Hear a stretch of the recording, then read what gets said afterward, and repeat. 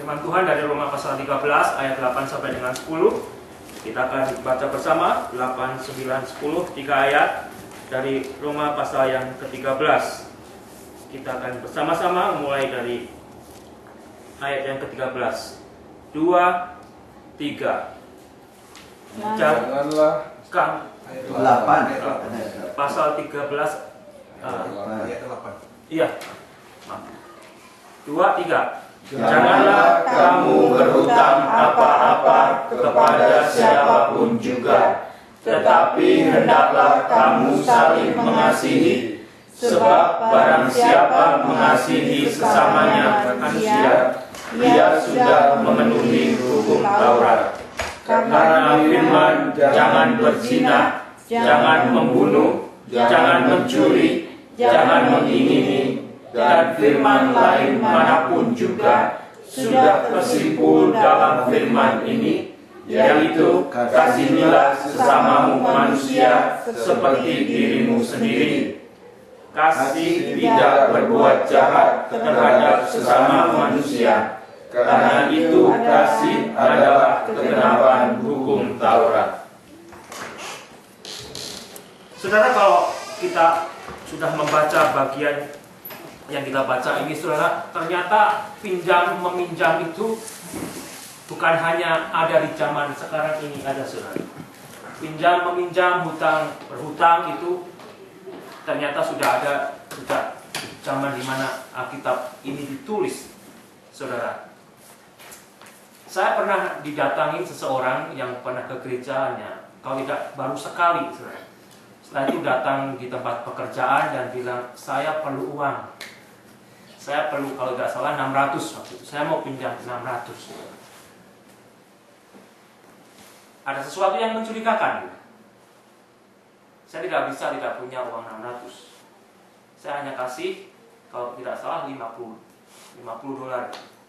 Karena ada pepatah dunia yang mengatakan, saudara, kalau kamu sanggup memberikan pinjaman berupa uang, kamu juga harus sanggup untuk tidak dibayar, saudara. Itu karena pengalaman yang sudah terjadi. Dan yang menyedihkan sebetulnya, hal yang demikian ini bisa dipergunakan di dalam kekristenan, di antara sesama orang yang mengaku dirinya Kristen. Dan jikalau itu terjadi di dalam sebuah jemaat dan di dalam sebuah gereja, saudara, bagaimana rasanya kita bisa menikmati persekutuan? Andai kata, ambil contoh nih, saya datang kepada Randy, saya pinjam uang dia, Ren. Saya perlu buat bayar sesuatu, 500 dolar, Ren. Saudara, sebagai teman dekat, dia juga merasa kalau dia tidak kasih pinjam Jessica, gimana gitu. Tapi itu duit juga gede gitu.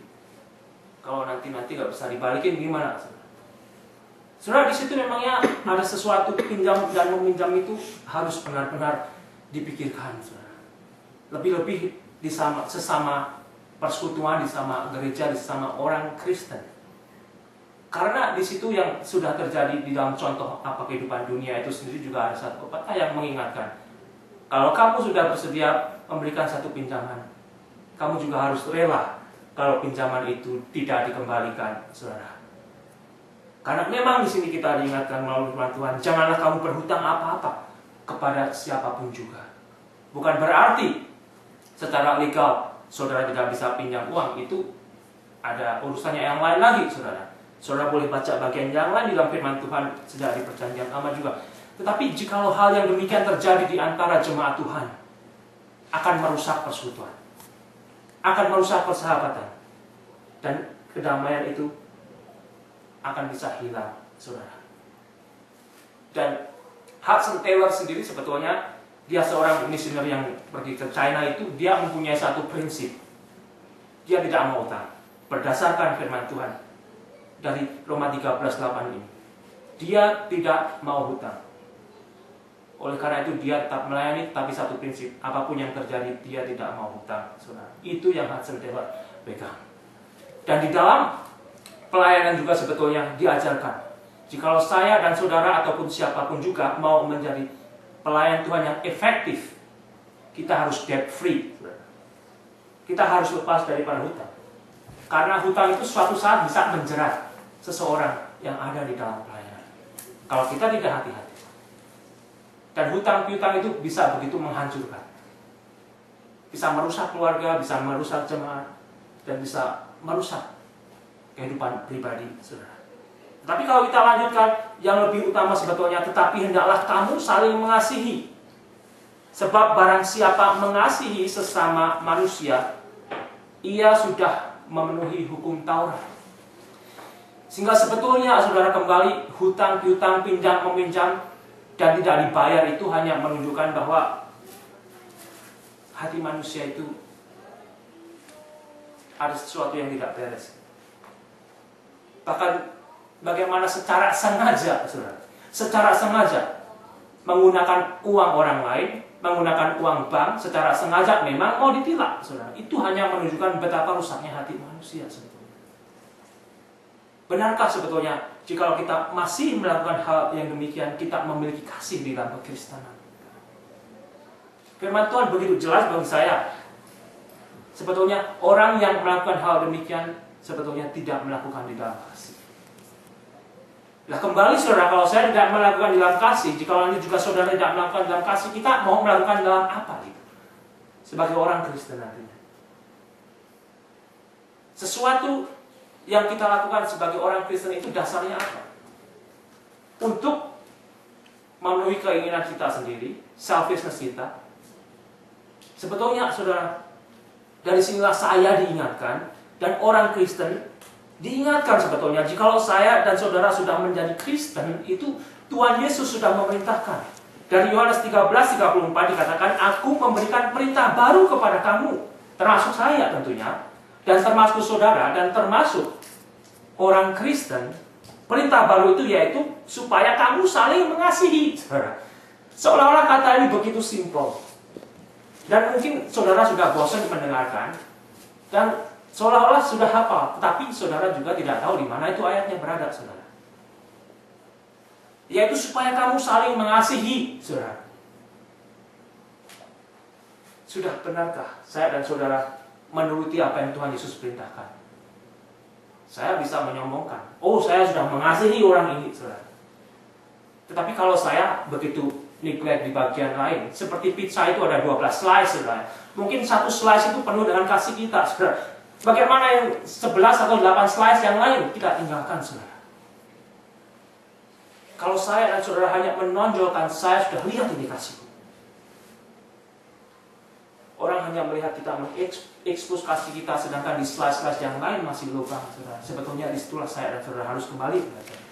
Itu sebetulnya bukan kasih yang Tuhan Yesus ajarkan. Supaya saya dan saudara mengasihi. Dengan demikian, semua orang, artinya semua orang. Di ayat berikutnya 35. Dengan demikian semua orang, bukan hanya kita aja kan? Bukan hanya kelompok kecil kita aja, semua orang, saudara. Tahu bahwa orang yang melakukan demikian itu adalah murid-murid Yesus. Adalah murid-murid Yesus. Sejauh mana sebetulnya saya dan saudara masih fail dan fail. Fail dan fail. Artinya saudara, bagi saya didorong untuk melihat kasih Kristus itu sebetulnya lebih dalam, lebih jauh, dan lebih luas dari apa yang sudah saya bisa lakukan. Yang sudah saudara lakukan. Terlalu dalam untuk kita pamerkan. Terlalu dalam untuk kita tonjolkan. Tetapi terlalu indah untuk tidak kita saling mendorong melakukan, saudara. Itu keindahannya sebetulnya. Karena masing-masing masih mempunyai slice-slice itu yang lubang, belum terisi dengan kasih, saudara. Semua orang akan tahu jikalau saya dan saudara dan orang Kristen lain ternyata murid Kristus kalau kita memang memiliki kasih. Istilahnya saya mau kemana gitu.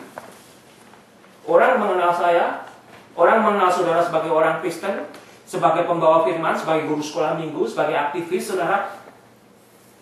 Ternyata kita tidak dikenal hidup dalam kasih seperti yang Kristus perintahkan. Artinya kita hanya mau dikenal mungkin di kelompok kecil kita saja, saudara. Perintah Yesus begitu luas agar semua orang itu mengenal. Artinya adakah yang membatasi saya? Tidak ada. Tidak ada. Tidak ada yang bisa membatasi untuk melihat diri saya, tidak ada yang bisa membatasi untuk melihat diri saudara sebetulnya.